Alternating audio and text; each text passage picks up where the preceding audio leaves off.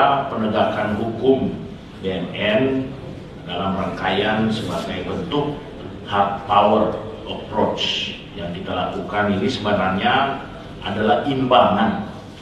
dari soft power approach. Jadi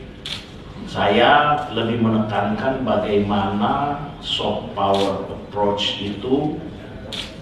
kita bisa meredam, bisa menekan peredaran narkotika, dan bisa menyelamatkan. Jadi konsep-konsep kita untuk menghukum, terutama untuk pengguna, kita lebih kepada soft power. Namun kita tahu bersama secara strategi bahwa kalau kita juga melaksanakan soft power tanpa diikuti dengan hard power, tanpa kita memang membendung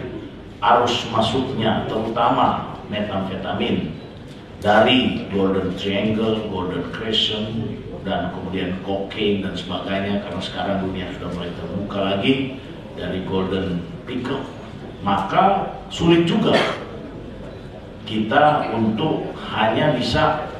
melakukan soft power, sehingga harus imbang,